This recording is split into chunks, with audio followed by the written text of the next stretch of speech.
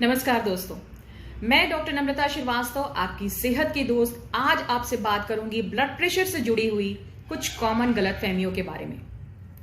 दोस्तों, national family health survey के अनुसार भारत में हर 8 में से 1 व्यक्ति ब्लड प्रेशर की प्रॉब्लम से जूझ रहा है। दुनिया की अगर बात करें तो 1 अरब से ज्यादा लोग इससे सफर करते हैं। ऐसे में बहुत सारी जो भ्रांतियां हैं, जो मिथ्स हैं, वो लोगों के मन में व्याप्त हैं, जिसको कि अगर समय रहते ठीक कर लिया जाए तो हम इस प्रॉब्लम को समय रहते कंट्रोल कर सकते हैं और इससे होने वाले जानलेवा कॉम्प्लिकेशंस, यानी जो हमारे स्वास्थ्य पर जो दबाव पड़ता है, उसको भी रोक सकते हैं।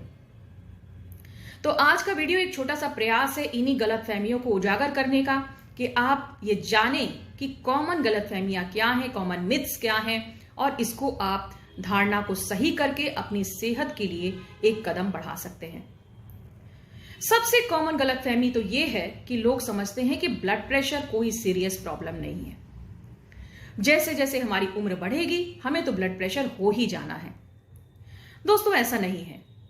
यह बात सही है कि जैसे जैसे हमारी उम्र बढ़ती है हमें ब्लड प्रेशर होने का खतरा ज्यादा रहता है, लेकिन कम उम्र के लोगों में भी, यहां तक कि बच्चों में, महिलाओं में भी ब्लड प्रेशर की प्रॉब्लम हो सकती है अगर आपकी लाइफस्टाइल कुछ इस तरीके की है कि आप नमक का ज्यादा इस्तेमाल करते हैं, तनाव ज्यादा लेते हैं, एक्सरसाइज बिल्कुल नहीं करते हैं, तेल मसाले का ज्यादा सेवन करते हैं, तो आपको ब्लड प्रेशर होने की बहुत ज्यादा संभावना है।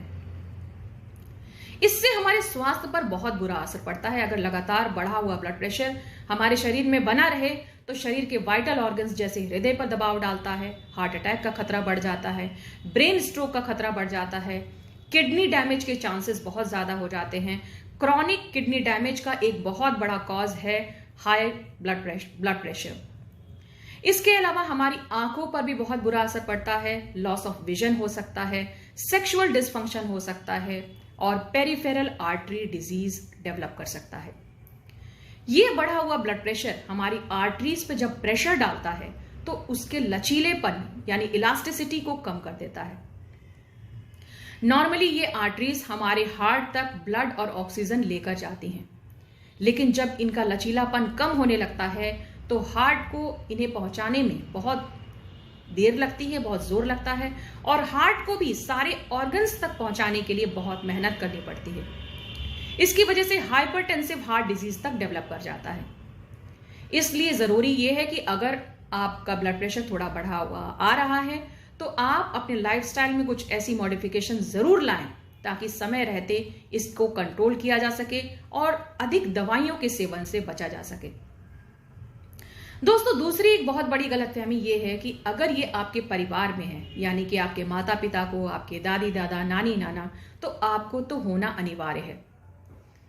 जेनेटिक्स एक बहुत बड़ा रोल अदा करता है ब्लड प्रेशर होने के लिए, लेकिन ये कोई जरूरी नहीं कि अगर आप अपनी लाइफस्टाइल को मैनेज करते हैं, सही तरीके से अपने खान पान का ध्यान रखते हैं, तो आपको ये हो ही जाएगा। ये आपके हाथ में है कि अगर आप शुरू से ही, अगर इस तरीके की आपको टेंडेंसी है, जेनेटिक है, तो आप शुरू से ही ध्यान दीजिए अपने खाने पीने की आदतों के ऊपर। आप एक्सरसाइज जरूर करिए, आप अपने स्ट्रेस को मैनेज करिए, पॉजिटिव सोच रखिए, अपने वेट को मैनेज करिए, तो आप इस ब्लड प्रेशर की खतरनाक प्रॉब्लम से बच सकते हैं।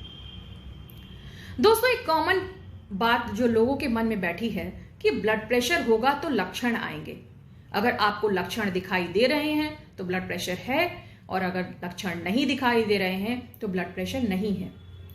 जबकि ऐसा नहीं है। ब्लड प्रेशर आप तभी जान सकते हैं जब आप उसको रेगुलर मॉनिटर कराते हैं, यानी जब आप उसको चेक कराते हैं। बहुत सारे लोग ये सोचते हैं कि हमें तो कोई प्रॉब्लम हो नहीं रही, तो हमें बीपी की दवा की क्या जरूरत है। जबकि माइल्ड हाइपरटेंशन में, यानी अगर हाइपरटेंशन आपका 140/90, 150/90 तक है, तो कोई मेजर सिम्टम नहीं दिखाई देता। जब ब्लड प्रेशर कंसिडरेबली हाई हो जाता है, 160/100 के अबव हो जाता है, तभी आपको सिर में भारीपन हो सकता है, सिर दर्द हो सकता है, आंखों में धुंधलापन आ सकता है, या फिर कभी कभी चाल में भी परिवर्तन आ जाता है। तो अगर आपको ये लग रहा है कि आपका ब्लड प्रेशर थोड़ा बढ़े हुए रेंज में आ रहा है, तो आप उसको रेगुलर मॉनिटर जरूर करिए और ये जानने का प्रयास करिए कि आप अपनी सेहत के लिए क्या क्या बदलाव कर सकते हैं। दोस्तों, एक कॉमन भ्रांति ये है लोगों के मन में कि अगर वो खाने पीने में काला नमक या सेंधा नमक इस्तेमाल करते हैं तो उन्हें ब्लड प्रेशर की प्रॉब्लम नहीं हो सकती। जबकि इन सभी सॉल्ट का, चाहे वो व्हाइट सॉल्ट हो, ब्लैक सॉल्ट हो या सी सॉल्ट हो, इन सभी का कॉम्पोजिशन सोडियम क्लोराइड ही होता है। WHO के रिकमेंडेशन के अनुसार डेली हम 5 ग्राम तक नमक ले सकते हैं। लेकिन ऐसे बहुत बार होता है कि अचार, पापड़, चटनी, पिज्जा, जंक फूड, समोसा, इन सब में इतना एडेड सॉल्ट होता है, इसको टेस्टी बनाने के लिए इतना ज्यादा नमक डाला जाता है कि अनजाने में हमारी बॉडी में बहुत ज्यादा नमक पहुंच जाता है, जो कि बढ़े हुए ब्लड प्रेशर के लिए जिम्मेदार होता है। आपको कोशिश ये करनी है कि आप इन सभी सोर्सेस से मिलाकर आपके शरीर में ज्यादा मात्रा ना होने पाए। बहुत सारे लोग ऐसा सोचते हैं, कॉमन गलतफहमी ये है कि अगर हम ब्लड प्रेशर की दवाई ले रहे हैं और हमारा ब्लड प्रेशर अगर कंट्रोल में आ गया है तो अब हमें दवा छोड़ देनी चाहिए। दोस्तों, ये बिल्कुल गलत है और इससे आपके हार्ट के ऊपर बहुत बुरा असर पड़ता है। जब भी कभी आपको लगे कि आप अपने को बिल्कुल अच्छा और फिट महसूस कर रहे हैं और आपका ब्लड प्रेशर बिल्कुल कंट्रोल में चल रहा है, तो उसकी दवा का जो मॉडिफिकेशन है या डोज का जो एडजस्टमेंट है वो अपने डॉक्टर की देखरेख में कीजिए और अचानक से दवा को बंद मत कीजिए। दोस्तों, एक कॉमन गलतफहमी ये भी है कि लोग समझते हैं कि सिर्फ पुरुषों को ब्लड प्रेशर हो सकता है। हालांकि कुछ हद तक ये बात सही है कि males are more prone to hypertension, पुरुषों को होने की ज्यादा संभावना है। लेकिन यंग लोगों को, कम उम्र के लोगों को, बच्चों को, महिलाओं को भी उतना ही खतरा है और ये बीमारी किसी को भी हो सकती है। जेनेटिक्स की भी इसकी एक वजह है और किडनी डिजीज भी एक वजह है, जो कम उम्र के लोगों को अगर हो जाए तो उनका ब्लड प्रेशर लगभग बढ़ा हुआ ही आता है। दोस्तों, last but not the least, लोग ये समझते हैं कि ब्लड प्रेशर एक ठीक हो जाने वाली बीमारी है। ब्लड प्रेशर एक ऐसी लाइफ कंडीशन है, एक ऐसा लाइफस्टाइल डिसऑर्डर है जिसको कि कंट्रोल किया जा सकता है हमारे सही जीवन शैली से। अगर हम अपने लाइफस्टाइल में सही आदतों को शामिल करते हैं, जैसे कि एक्सरसाइज करते हैं, अपने वेट को ऑप्टिमम रेंज में रखते हैं, खाने में ज्यादा नमक, टेबल सॉल्ट का यूज नहीं करते हैं, पॉजिटिव सोच रखते हैं, स्ट्रेस को दूर करने के लिए मेडिटेशन करते हैं, वॉकिंग करते हैं, तो डेफिनेटली आपका ब्लड प्रेशर कंट्रोल में आ सकता है। और अगर आप दवा ले रहे हैं तो उसकी डोज की में भी कमी लाई जा सकती है। तो ये थी कुछ कॉमन बातें ब्लड प्रेशर की गलतफहमियों के बारे में। दोस्तों, चलते चलते आपको एक बात ये भी बता दूं कि कई बार ऐसा होता है कि जब कोई पेशेंट डॉक्टर को विजिट करता है, उसकी क्लिनिक में जाता है और जब वहां ब्लड प्रेशर को मॉनिटर किया जाए तो वो बढ़ा हुआ आता है। इसे व्हाइट कोट रीडिंग कहा जाता है, यानी एंजाइटी की वजह से थोड़ा ब्लड प्रेशर बढ़ा हुआ आता है।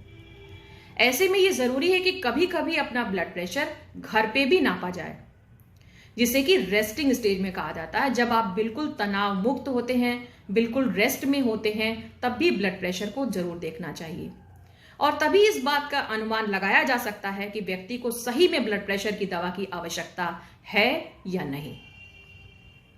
उम्मीद करती हूं कि आज की ये जो जानकारी ब्लड प्रेशर से जुड़ी हुई रही आपके लिए काफी फायदेमंद साबित होगी, क्योंकि बहुत जरूरी है कि हम इन धारणाओं को सही करें, सही कंसेप्ट को जानें, ताकि ब्लड प्रेशर से जुड़े होने वाले तमाम कॉम्प्लिकेशन से हम अपने को और अपने परिवार के जनों को बचा सकें।